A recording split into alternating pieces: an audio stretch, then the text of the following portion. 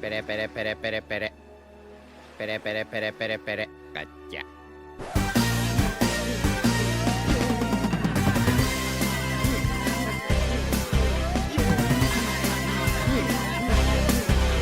Hello, ladies and gentlemen. Welcome back to the Crap Café. For today's video, we'll be analyzing everyone's favorite animated, bright-nosed, talking reindeer, the one and only Tony Chopper. And today, we'll be uncovering all the hidden secrets behind his famous Rumble Ball and seeing if we can crack open the mystery behind what the secret ingredient is that allows him to transform, and how it just might be linked to one of the biggest looming mysteries in the series. Because ever since the ending of the Law vs. Blackbeard fight during Egghead, there's been one huge mystery surrounding his character that's been making my nose extra tingly as of late. As for the first time in the series, we finally got to see what happens if someone other than Chopper consumes one of his Rumble Balls. And we watched on in amazement as Bepo seemingly put one to the test and transformed directly into his Sulong form, without ever needing the light of the moon. But as awesome as this scene was, it's caused the community to rethink just about everything we thought we understood about Chopper's Rumble Balls. From the start, we've been told that the Rumble Ball allowed Chopper to alter the wavelength of his devil fruit. But what exactly does this mean? Despite being a part of our main cast of characters, Chopper's core set of abilities have largely gone unexplained for the past 1,000 chapters. And we still have no idea what the secret ingredient is in the Rumble Ball that allows for his multiple transformations.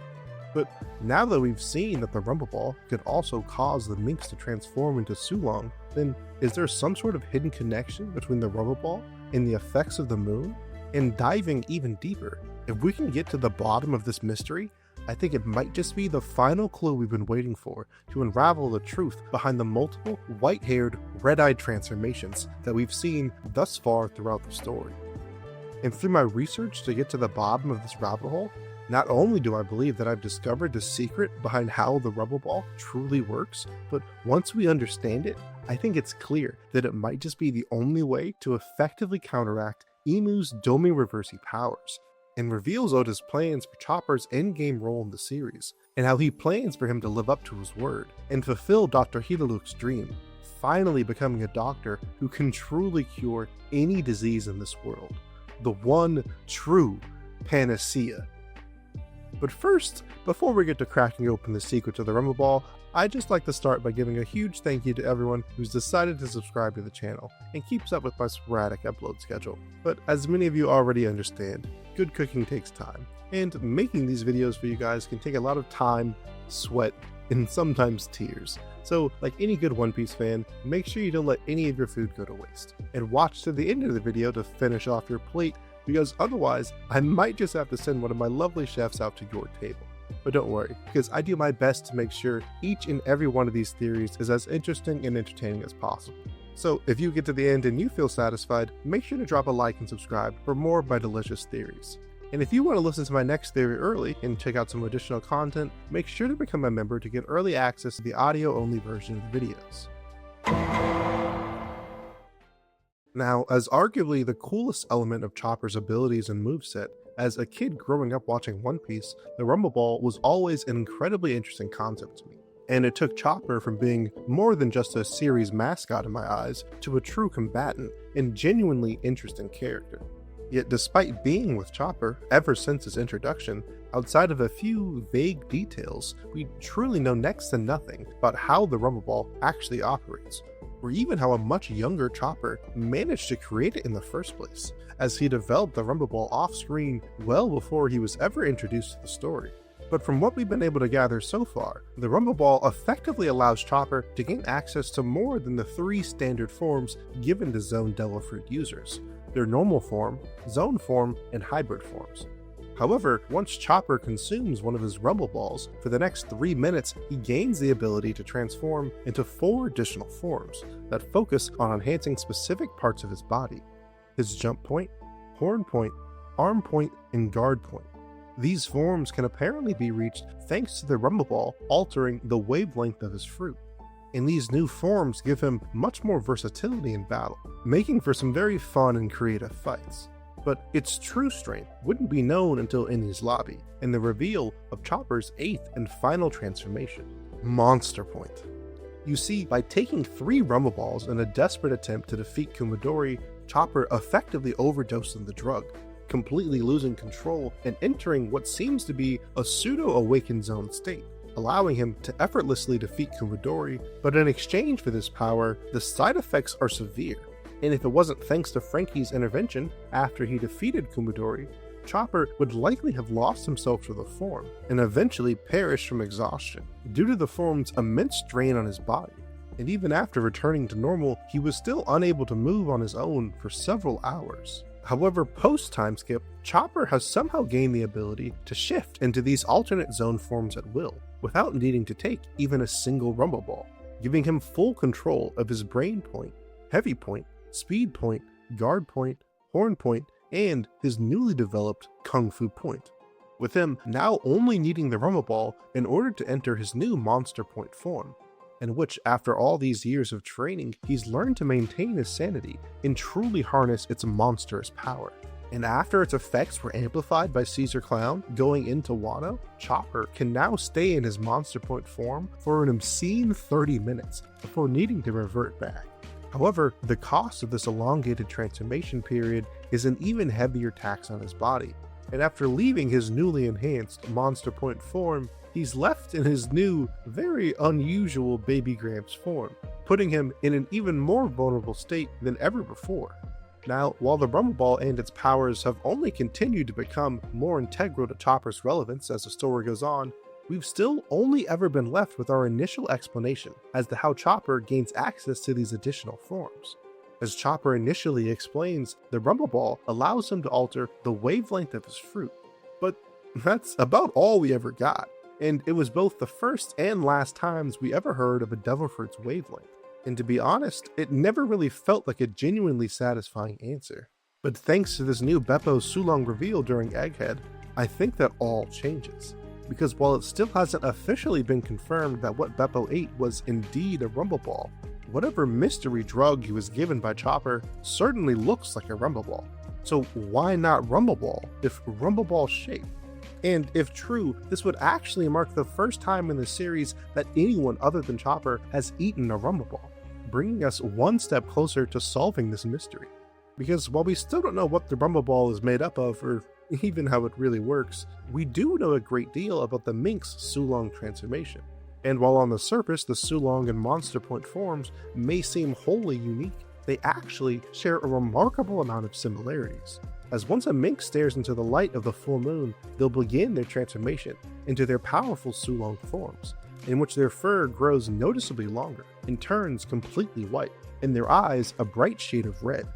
This form is the Mink's trump card, and it significantly enhances their abilities when it comes to combat, as while they're in this form, their strength and speed are boosted to a whole new level, and their body and fur becomes coated in a layer of electro, giving them the strength to take down opponents they otherwise could never hope to defeat, making the Mink's Sulong form a threat that must be taken seriously by any opponent. However, that being said, despite its overwhelming power, like Chopper's Monster Point, this form also comes with its fair share of drawbacks. Firstly, the form can normally only be accessed via the light emitted from the full moon, meaning a mink has no way of entering this form at will, and on every other day of the month, their strongest form remains completely inaccessible, and even on the nights when the full moon is out, their transformation can still be cut off by environmental factors, such as clouds, tree cover, and debris. Additionally, despite being a form naturally accessible to the mink, its heightened animal instincts can easily overwhelm untrained individuals, and certain mink like Bepo and Peckham's have to refrain from using their Sulong forms completely, due to the negative ramifications of what will happen to both the innocent bystanders around them and the damage they might do to themselves. As again, like Chopper's Monster Point, the Sulong form is incredibly exhausting to maintain. So if after they transform, they're unable to retain their sense of reason and remember to get out of the light of the moon, they can quickly burn themselves out and die. And even Carrot, a young mink prodigy, can only maintain her form for just a few minutes before needing to lie down and rest for the night. And lastly, if any of their opponents is knowledgeable as to how the form works, then there's a chance of meeting a truly terrible fate. Now this is something that was actually censored from the anime, but in the manga, during the end of Whole Cake Island, Peckham's decided to sacrifice himself and recklessly transformed into his uncontrollable Sulong form in order to give Luffy and Sanji the time they needed to escape. And in order to subdue his rampage, Big Mom's crew decided to solve the problem by holding him down and seemingly gouging out his eyes, so that he, as they so graciously put, may never look into the light of the moon again, potentially permanently preventing him from using his Sulong form ever again, assuming he even managed to survive the brutal attack. So the next time you pour one out for Pedro, remember to save a little for Peckham's too. But with that said, I think it's clear that there are several notable similarities between the Sulong and Chopper's Monster Point transformation, including the fact that both forms provide the user significant power enhancements well behind their normal means, and each is capable of overwhelming the user's sense of self, and can only be used for a short duration before draining the user completely, and costing them their lives. So now that Bepo has potentially used the Rumble Ball to access the Sulong form, it's abundantly clear that Oda is drawing a direct connection between these two forms. But strangely, if we assume Chopper's initial statement was true, and that the Rumble Balls only affected the wavelength of his Devil Fruit, then there should be no reason that Bepo, a mink with no Devil Fruit, should ever have been affected at all, let alone been given the ability to transform directly into his Sulong form in the middle of the day, as he has no Devil Fruit wavelength that could possibly be altered. So again, what the hell does it mean to alter the wavelength of a Devil Fruit? Well, back in the beginning of the story, when this concept was first introduced, this seemed like something that would eventually be explained whenever we finally met the all-knowing Dr. Vegapunk, and he could explain all the looming mysteries of the Devil Fruit. But once we finally met Dr. Vegapunk, or should I say Vegapunks, we really didn't get to learn all that much. And all he really told us was that Devil Fruits are made of dreams, whatever that means. So after all the wait, nothing terribly helpful. Of course, considering that the Vegapunks are still with the crew on Elbaf, hopefully we'll get to learn more soon. And thankfully, even though Drum Island was the first and last time we ever heard of Devil Fruit wavelengths, there is one element about the Devil Fruits that has repeatedly been discussed, and that's the recurring concept of lineage factors, One Piece DNA, which relates not only to Devil Fruits, but all living beings on the planet Blue Star. And when considering that the Rumble Ball and Devil Fruit wavelengths were introduced within only the first 150 chapters of the series, it would make a lot more sense if this was simply Oda's initial concept for the idea. And once updated with more recent terminology, we could say that Chopper's Rumble Ball allows him to alter the lineage factor of his Devil Fruit, as if in actuality the Rumble Balls allowed one to manipulate their own lineage factor. That would perfectly explain how it's able to affect both the transformations of Chopper's human fruit, and why Bepo, who has no Devil Fruit, was still affected by the drug and able to transform directly into his Sulong form. And I think this is potentially something that Oda has been planning all along, as if you were to look into the origin of the term Sulong, you'll find that it's actually a Filipino word that means to advance or to move forward, implying that the Sulong form is a more evolved form of the mink, representing the peak of their potential. So what if, in actuality, the effect of the Rumble Ball is truly to alter one's lineage factor, or DNA, and cause it to mutate and advance into a stronger, more suitable form? Then it would perfectly explain how it allows Chopper to transform into various versions of humans that wouldn't otherwise exist, and gives Bepo the ability to alter his lineage factor on his own, and advance into his Sulong form without the need of the moonlight. Potentially a perfect match. But while we may have finally managed to interpret Chopper's wavelength claims from Drum Island and get a basic understanding, we still have no idea what aspect about the Rumble Ball and the moon is allowing them to alter their lineage factors. But thankfully, this isn't where our mystery ends, because like Bepo in the Mink Sulong forms, there are several other characters throughout the story who have managed to transform into remarkably Sulong-like white-haired and red-eyed forms,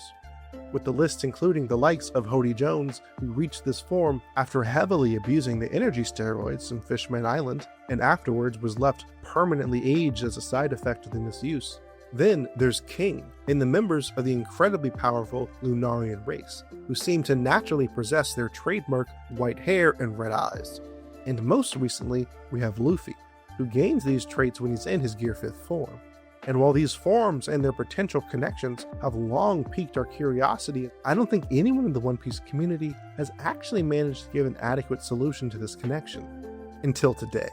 Because I think that thanks to our discoveries so far in the video, we now have just enough information to not only solve this mystery link, but once we do, we'll not only be able to figure out the mystery secret ingredient in the Rumble Ball and how it truly functions, but you'll also see exactly why I believe that it might just be the only solution to reversing Imu's terrifying Domi Reversi powers.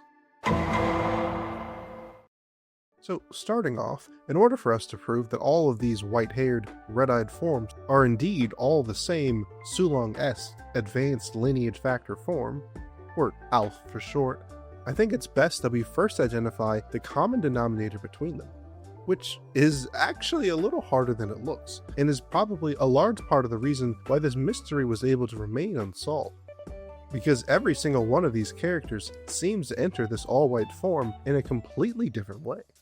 The mink used the energy from the moon, yet Bepo was somehow able to use a Rumble Ball. Hody Jones took a fistful of energy steroids, Luffy enters his all-white form via his Devil Fruit Awakening, and the Lunarians and Seraphim naturally have all-white hair and red eyes. So if we're claiming that these forms are all related, then whatever the activation requirements are have to apply to all 5. That being said, despite their various ways of arriving at this ALF form, they do seem to share some of the same bizarre side effects from the transformation. You see, while the mink Lunarians have naturally adapted to these forms throughout generations of evolution, everyone else who uses this all-white form seems to suffer the same result: unexplained, rapid aging. Like with Hody Jones and his entire crew being permanently aged as a result of abusing the energy steroid, we then saw it again after Luffy's first transformation into Gear 5, when after his awakening time ended, he rather surprisingly deflated into an old man. And lastly, while Chopper doesn't yet have access to this ALF form, Bepo was able to enter his Sulong mode after consuming one of Chopper's Rumble Balls. And subsequently, after Chopper eats one of his new Rumble Balls and enters his enhanced Monster Point transformation, he now reverts into his baby geezer form, which is somehow simultaneously an old man and a cute little baby. So despite the varying ways they can reach this all-white form, they do seem to be exhibiting the same side effects you can expect from the Rumble Ball and its lineage factor altering effects. But again, how is it that they can all reach this state via completely different methods? Or do they? Because what if I told you that after all this time, I've finally determined the link between each of these transformations, and while it might not seem like it, I believe that in one form or another, the source of each of these forms can all be traced back to the light of the moon. But before I get to explaining, I should probably start by prefacing this section of the video with the fact that I know I've sort of been on a bit of a Moon Piece kick as of late, especially with my recent theory on the true purpose of Elbaf's heavenly realm and why I believe that Lodestar Island is the pole star mentioned by King Harold, as well as my theory on Blackbeard and the secret weakness of his Yami Yami no Mi.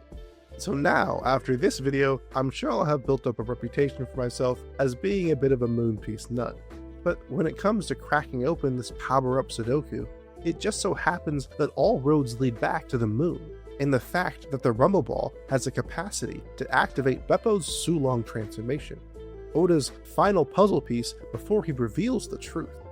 Because this revelation finally gives us the crucial link we needed to break down this decade-long mystery. And I think that it's possible to gain a better insight into this mystery by looking deeper into what exactly about the full moon is actually causing the minks to transform. And while for the most part, all we really know is look at the moon, get big and strong, because the mink are effectively a part of the werewolf narrative subcategory, I think we might be able to look towards another series to gain a bit more context behind their transformation. After all, it's no secret that one of Eiichiro Oda's biggest inspirations was the manga Dragon Ball by the late great Akira Toriyama. And in his series, Goku and the Saiyans, much like the mink in One Piece, are able to transform at the sight of a full moon, turning them into their powerful Great Ape forms, 10xing their strength, and allowing them to weaponize the form to eliminate their enemies. But unlike the typical werewolf genres in the West, in Dragon Ball, Toriyama at least attempted to give some sort of scientific explanation behind the transformation. And during the Saiyan arc, Vegeta would go on to explain that the Great Ape transformation is caused by Blutz waves, a form of radiation that's contained in the light emitted by the sun, which is then refracted and concentrated by the moon, or rather any reflective satellite in orbit. As even without the presence of the moon, Vegeta was able to launch his own ki ball into space in order to reflect the Blutz waves required to transform. And by staring into this reflective satellite, they can absorb the necessary Blutz radiation required to transform into their Great Ape form. Now, obviously Dragon Ball and One Piece are vastly different series. They just so happen to share the same sound effects, voice actors, color schemes, and even transformations. Well, point being, despite their differences, it's clear that the Mink Sulong form is at least partially inspired by Dragon Ball's Great Ape transformation. And I expect that it will eventually be revealed that the source of the Mink Sulong form comes from a very similar Blutz wave type of energy. Or, in other words, a certain radiation-based energy that's contained within the light reflected by the moon, and allows you to alter your own lineage factor, and, like the Sulong name suggests, advance to the peak of your potential. This would even go a long way to explain why Oda initially claimed that Chopper's Rumble Ball could alter the wavelength of a devil fruit,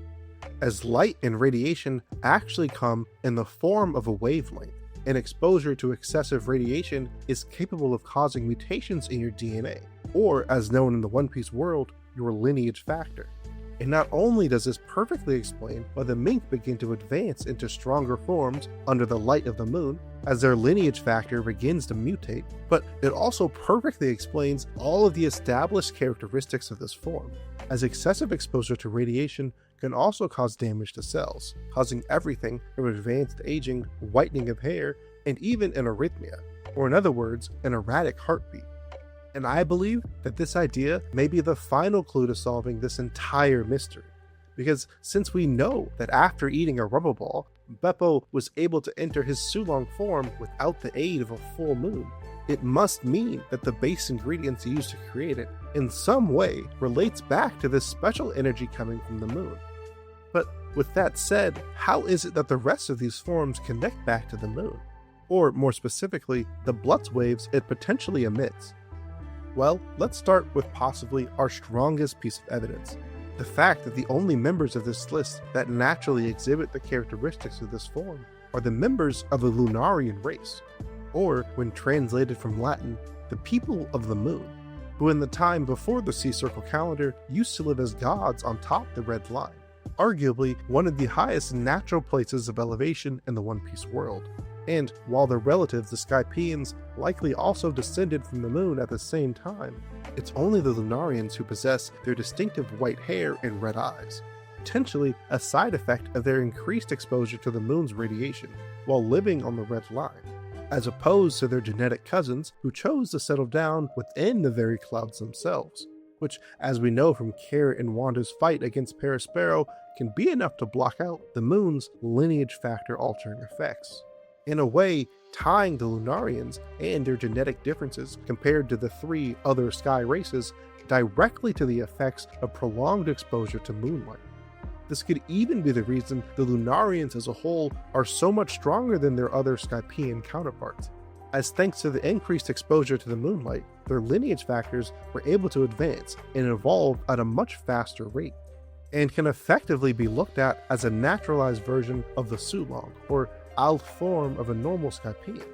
But with the Minks and Lunarians out of the way, that still leaves us with Luffy's Gear 5th form, and Hodi's energy steroid state that have yet to be connected to the moon. So let's start with perhaps our trickiest transformation to explain, because unlike any of the other all-white forms, or even any of Luffy's other gears, Gear 5th sort of came from nowhere. And based on what we can tell, it's almost as though he entered this transformation while he was still unconscious, as not only did Kaido believe he finished Luffy off, but all of the other experienced Haki users in the area confirmed that they could no longer sense Luffy's voice, including Momo, who can even hear the voice of all things, meaning that Luffy was at the very least unconscious at the time of his transformation, if not on the verge of death. But once Luffy woke up in Gear 5 and literally and figuratively blew our minds, we largely looked past the odd circumstances behind his initial transformation. And ever since then, he's been able to re-enter this form whenever he likes, by simply mimicking how his heartbeat felt during his first transformation, leaving us with no real reason to ever look any deeper into what made him transform in the first place. So, as a community, we simply accepted that Luffy must have just used his anime protagonist magic to willpower himself from death's door and force his devil fruit to awaken for the first time. But strangely enough, that's not the only aspect of his initial transformation that initially stuck out to me, as this is also the moment that we learned the true name of Luffy's fruit. So make sure to click away now if you don't want any spoilers. But I'm sure I can't be the only one who found it confusing that Luffy's first transformation into his sun god Nika form was surrounded in imagery so heavily focused on the moon. And particularly in the anime, the moon's presence is heavily in focus, repeatedly being shown behind Luffy and illuminating the sky. Now, at the time, this detail felt odd but otherwise inconsequential. However, looking back with this theory in mind, I think this is what Oda was hinting at even from the start of Onigashima, as the full moon was already a large part of the Mink's plan to defeat Jack and get revenge for their country. But even beyond the Mink, the moon gets an unusually large amount of focus throughout the battle. In fact, once you take a moment to track its progression throughout the night, I think everything begins to fall perfectly into place. Now, starting from the top, the moon makes several disappearances and reappearances as the battle goes on, almost acting as a background character in itself, with the Mink squadron making use of it early on in order to wage their assault against Jack and Kaido, as well as Carrot and Wanda using it to go after Perospero.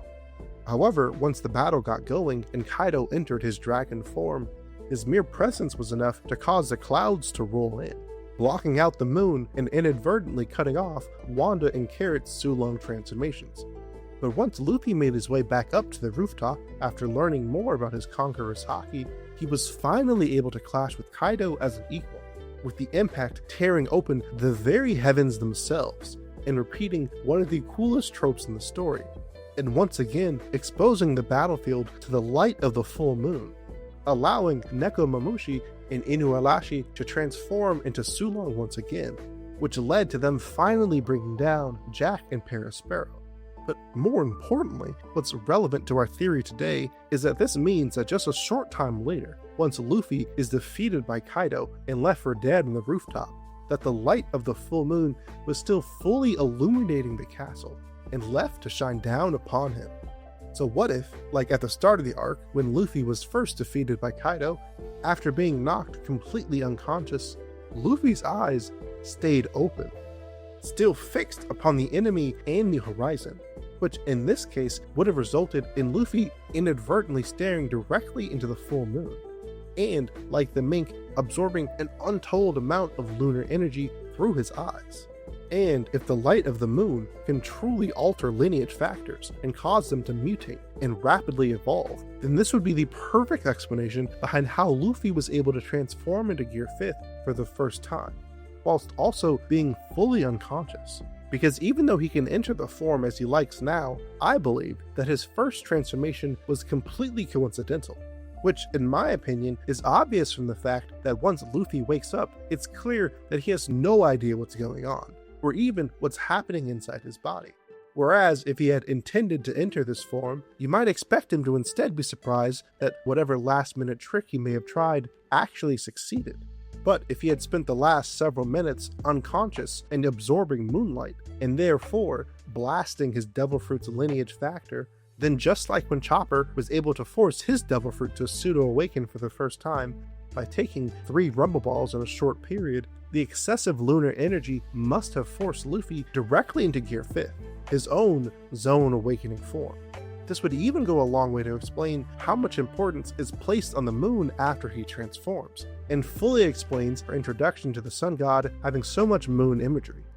So with 4 of these forms now linked back directly to the power of the moon, we still have one more member of this group remaining, everybody's least favorite fisherman, Hody Jones, who I've saved for last because despite being the first of these forms that we encountered in the New World, on the surface, his might just be the hardest to connect back to this theory, especially since with Hody, we not only know what he took, but since his arc takes place on the ocean floor, we know for a fact that there's no form of surface light that could possibly have reached him.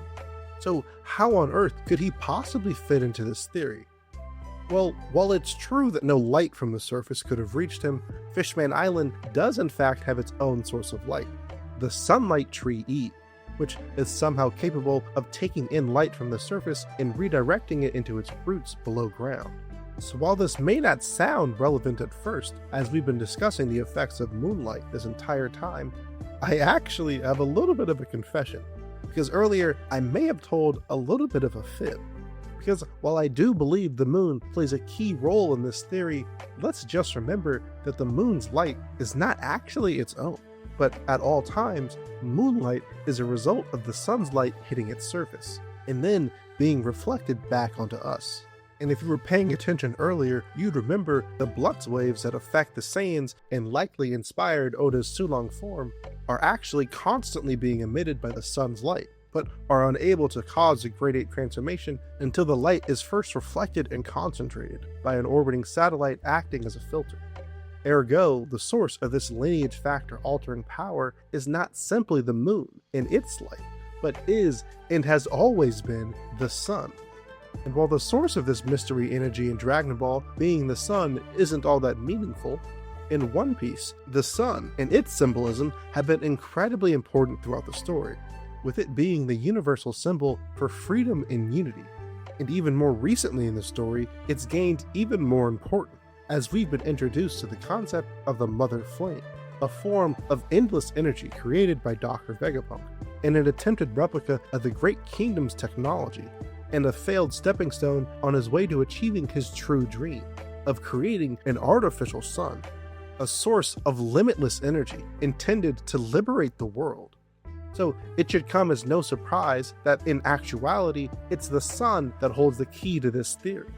And with this realization, I believe we can finally understand our remaining transformation, because while Fishman Island doesn't have a moon to filter the sun's light, it does have the sunlight tree Eve, which is not only one of the most important yet unexplained trees in the series, as it shares its name with Eve, wife of Adam and mother of all of mankind, but while its roots touch the very bottom of the world, its canopy extends all the way to the top of the red line, and has long been theorized to be the tree pictured in Imu's garden, and perhaps even the source of the very first devil fruits, which would finally make sense if the tree has constantly been drawing in light from the top of the red line, and absorbing its lineage factor altering effects. So I theorize that perhaps the creators of the Tamate Bako Box attempted to harness this power, and developed the energy steroid based on the irradiated sap from its roots, bypassing the need of an orbiting satellite to concentrate the necessary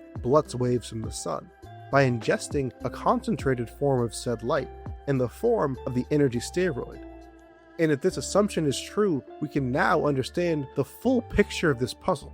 with the sun acting as the natural source of this lineage factor altering energy, which is then filtered into a usable form through either one of two known ways, either through a satellite like the moon concentrating the necessary Blutz waves, for lack of a better word, or via the sunlight tree Eve, acting as an alternate organic filter for this light.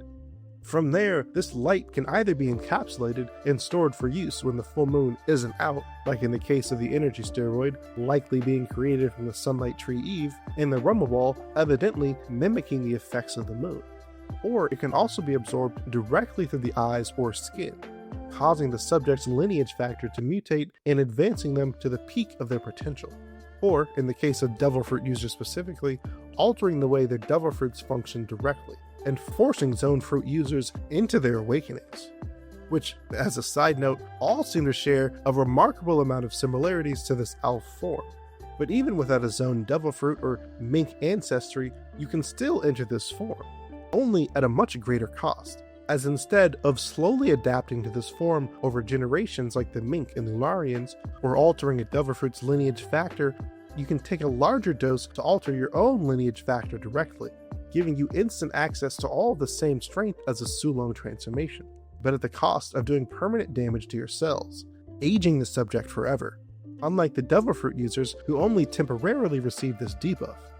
But even with one, accessing this form at all is always a deadly gamble, as the rapid evolution pulls at your sanity, causing your instincts to overwhelm you, whether it be primal rage or uncontrollable tomfoolery.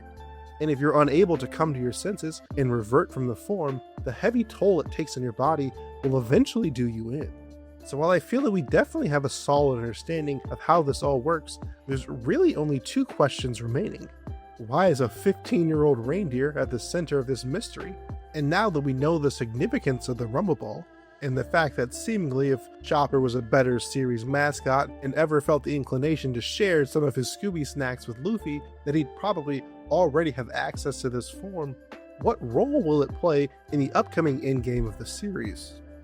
And this is how we finally circle back to my original promise from the start of the video, because I believe that the Rumble Ball is currently being set up to be the only cure to what is, in my opinion, the most dangerous ability we've seen thus far in the series, Imu's deadly Domi Reversi powers. Because ever since it's been introduced, it seemed like the ultimate trump card. By simply touching an enemy, Imu can inject his will into them, overwhelming them and placing them under his control, all with the added bonus of increasing their overall size, strength, as well as receiving the same regen as the God's Knights. Oh, and let's not forget about their dope devil horns and teeth. In fact, in a lot of ways, this form of theirs is incredibly similar to the Alf form we've already been discussing, only stemming directly from Imu's power. And if this ability is everything Oda is hyping it up to be, then we might just be on the verge of a true tragedy. Because according to Imu, the moment someone accepts this power, their life is then null and void. And if he ever decides to reclaim his power, the host will suffer all of the side effects of the transformation at once and die. And thus far, this has appeared to be true, as we've yet to see even a single person afflicted with this curse be saved. And while I know that we've been in a flashback for most of the year now, but if you remember, just before we cut away from Elbaf, the entire country was on the verge of collapse due to Imu's Domi Reversi spreading throughout the island. And while I am more than willing to accept some, hell, a lot of giant casualties, I'm not willing to lose my boys, Dory and Brock.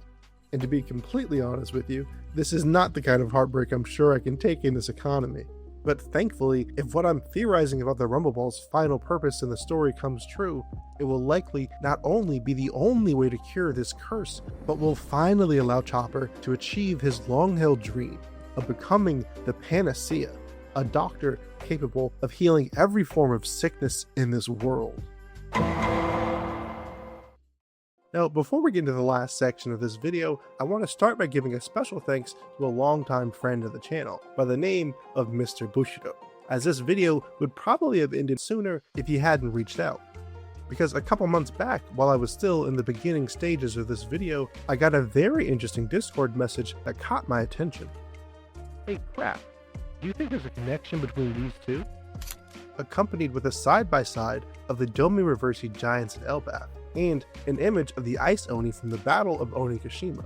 who, if you recall, were victims of a zombie-like plague developed by Queen and spread throughout Kaido's and the samurai forces. And while at the time of the arc, this plague seemed like nothing more than a way to give Chopper something to do in the finale of the arc, but looking at it again, side by side with the victims of Imu's Domi Reversi, I believe that this was clearly a way of Oda either foreshadowing the basics of Imu's power, or extrapolating even further, potentially a way of teasing how the Domi Reversi will eventually be cured, as not only do the Ice Oni share a visual appearance to those that have been Domi Reversi'd, but it also functions in almost the exact same way, as both abilities are used to take over the minds of the host and cause them to turn on those around them, attacking friend and foe alike, as it slowly spreads to more and more people, which is the exact same situation currently taking place in Elbaf. But again, given the remarkable similarities between them, maybe Oda was teasing more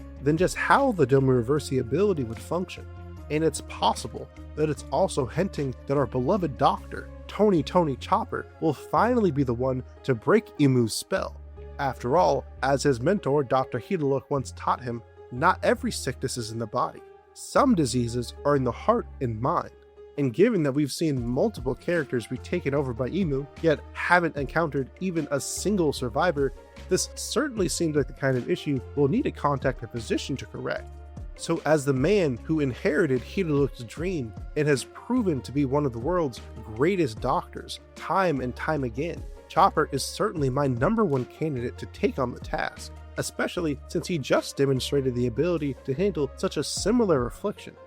However, despite my optimism, Domi Reversi certainly seemed like a much tougher problem for him to deal with. After all, and huge God Valley spoilers incoming, but even Zebek, who seemed remarkably knowledgeable about Emu's powers, seemingly had no other choice but to end the lives of his own family members after they were Domi Reversi'd by Emu. And later, once he himself was taken over by Emu, he used his last moments of clarity to beg Garp and Roger to end his suffering, showing that even he was unaware of a way to counter Domi Reversi. Now, with that being said, I actually don't believe Oda is trying to make it too much of a mystery as to how this power will eventually be reversed, or re-reversied if you will. Because unlike the Ice Oni virus, which spreads like rabies, Domi Reversi spreads in a very particular manner, as if at any point two people who have already been Domi Reversi'd can get on either side of an opponent, the surrounded opponent will then also be Domi Reversi'd. Which seems odd, but actually points back to where Domi Reversi derives its name, as the ability is clearly in reference to the board game Reversi, which, to be honest, I had never heard of until after chapter 1150 dropped, but it can almost be looked at as an advanced form of checkers, where players compete to surround their enemies' pieces, and slowly convert them all to one side, which is quite clearly what we've been seeing playing out with the giants here in Elbaf. It's just that so far, Emu has been the only one who knows how to play the game. But while it might seem apparent that all we'll need to do in order to rescue our beloved Dorian Bragi is simply have some of the other giants get on either side of them in order to get them back on our side, unfortunately, there's a bit of a hiccup in this idea, as by this point in the carnage, multiple giants must have certainly wound up on either side of the two, which theoretically should be enough for them to be reversi'd once again. Which would mean that either Emu isn't playing fair, or that for whatever reason, the normal giants simply don't count as active players. Which would actually make some sense, as if Domi Reversi represents the black pieces, both figuratively and literally, then it would make sense that the counter would in fact be its opposite, the all-white form shared by Luffy and the others in this video. But this isn't the kind of feat that Luffy would be able to pull off all on his own, as you'd need at a minimum at least 2 people in order to convert all of Emu's forces. And while this could be Bonnie, who was able to copy Luffy's Gear 5th form at the end of the last arc, I believe she plays a different role in this theory, and will likely be sitting this arc out alongside her daddy. However, this is where I believe that our current discoveries about the power of the Rumble Ball begin to play in, because I see either one of 2 scenarios playing out. Either one, Chopper is going to have to sacrifice his own well-being and make the same gamble he made against Kumadori, and by taking 3 of his newly enhanced Rumble Balls all at once, we may finally get to see the true awakened form of his Hito Hito no Mi, which I believe would likely have him take the rough form of a fawn, the mythical half-human, half-deer, but with the same flowing white hair and red eyes as Luffy. And this has been long theorized for Chopper, as his dream has always been to become the Panacea, and this form would mimic the Greek god Pan, god of nature and the wild. However, this would likely come with some severe side effects, like potentially permanently aging himself, just as we saw with Hody Jones, or maybe even to a lesser degree, like some sort of Momo situation. But if Oda decides to choose a safer route for Chopper to save the day, then he could also go with option 2, which is my favorite. As in the Battle of Onigashima, when Chopper cured the Ice Oni virus, he was forced to develop a whole new way to distribute his medicine to a larger populace all at once.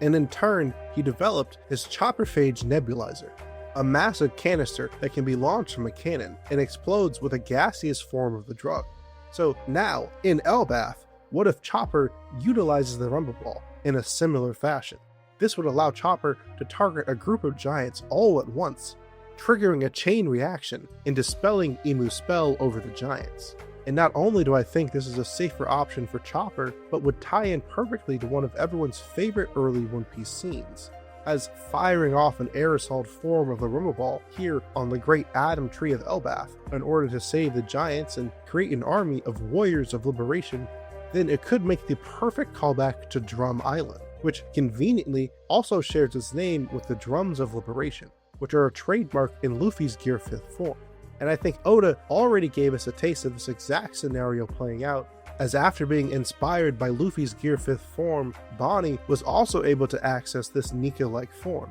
in order to help Luffy keep the Gorosei at bay. But unlike the others in this video, Bonnie didn't access this form via moonlight, or medication mimicking its effects. Instead, she reached it in a much more unique way, which actually almost confirms everything we've theorized thus far, as thanks to the aid of her age fruit, she can manipulate the age of a person or object, and as a result of her having this ability at such a young age, she's basically able to access a limitless number of futures, quite literally allowing her to become anything she can dream of, and adding to the long list of evidence that Oda is a certified girl dad. But this is how Bonnie was able to follow Luffy's lead and perfectly copy his Nika form, as due to her young age, her devil fruit was able to find a future in which her lineage factor was able to advance into a state in which it could handle Luffy's Gear 5th form. And ever since this moment took place, I'm certainly not the only one in the community to think this is hinting to even more people accessing this form down the line. So if it finally comes to fruition with Chopper summoning an army of liberation to fight back against Emu, it would feel like a perfect payoff to me. And lastly, there's one final piece of evidence that I believe adds the perfect amount of extra seasoning on top to finish this theory off. Because ever since the introduction of Dr. Vegapunk's Mother Flame in the manga, his own version of the Ancient Kingdom's true artificial sun, we've had no idea what color it actually was. But as it's called a flame, most manga readers and even colorists assumed it would be some sort of standard yellow or orange hue. But now that Egghead has officially been animated, we now know the true color of the Mother Flame, and miraculously, the Mother Flame is a vibrant shade of pink. And while this would normally be an incredibly odd choice for a flame, I believe it was done deliberately by Oda to set up his endgame for Chopper, as I'm sure that I'm not the only one who felt that the pink shade of the Mother Flame felt oddly familiar, because it seems that this mysterious lineage factor altering energy that's irradiating from the Mother Flame and the key to our theory today appears to be a callback to the very source of Chopper and Dr. Hiruluk's dream, the mystery pink Sakura Panacea that temporarily cured Hiruluk of his terminal disease in his youth and inspired him to become a quack doctor, where his dream would eventually be inherited by his son, Tony Chopper, who has pledged his life to becoming the Panacea himself, a doctor capable of curing every sickness in the world. So what are the chances that the same Panacea Hiruluk experienced in his youth is the same color as the light from Vegapunk's artificial sun, which theoretically should also be a source of this radiation, capable of advancing lineage factors? So if Chopper can use a Chopper Phage nebulizer form of the Rumble Ball, then by using his pink mist, he'll be able to quite literally cure the hearts and minds of the giants in Elbaf. And only then will he have lived up to his promise to Kureha, and he'll have truly become the embodiment of the Panacea himself, a doctor who can even cure a country. But let me know in the comments, what do you think? Do you think we pieced together how Chopper is connected to the Sulong and these other all-white forms? Do you believe that the Rumble Ball has actually been affecting lineage factors this entire time? And if so, do you also believe that Dr. Chopper will be the first known person in history to finally crack Emu's Domi Reversi powers? Personally, the ending of the Drum Island arc is still one of my favorites in the series, so if we get to see a reprise of the moment here again in Elbaf, I'd love to see it. But once again, let me know your thoughts in the comments below. And I'd just like to give another special thanks to Mr. Bushido for providing some of the inspiration behind this theory. So make sure to check out some of the recent theories he's helped write over on Tainted Marth's channel, in which he's contributed to a couple of Marth's recent series of community-created One Piece theories. so make sure to go check out their work. And if you'd also like to be able to chat with me on Discord and occasionally contribute to these theories, then make sure to join the Crap crew and gain access to my private Discord, as well as early access to the audio-only versions of these videos. Not to mention the occasional shitposts from me about the weekly chapters. And to everyone who's made it here, all the way to the very end of the video, just know that I love you and that Sanji would be oh so proud. So make sure to leave a comment that you finished off your plate, and I'll do my very best to give each and every one of you a personal thank you in the comments below. And if you enjoyed this theory, then you'll probably enjoy some of my other content. So make sure to subscribe to the channel if you haven't already, and ring that dinner bell if you'd like to stay notified. But if you're still hungry and just can't wait for my next video, then make sure to go check out some of my other delicious theories, like my recent video exploring the true purpose of Elbaf's heavenly realm, and why I believe it will serve as our access point to space and the moons of the One Piece world. Or if you prefer to watch another one of my deep dives on a member of the Straw Hat Pirates, check out my recent video on Usopp and why I believe that he might just be a descendant of the Tontada tribe. But that's all for now, so until next time, thank you for coming to the Crap Cafe. Gotcha.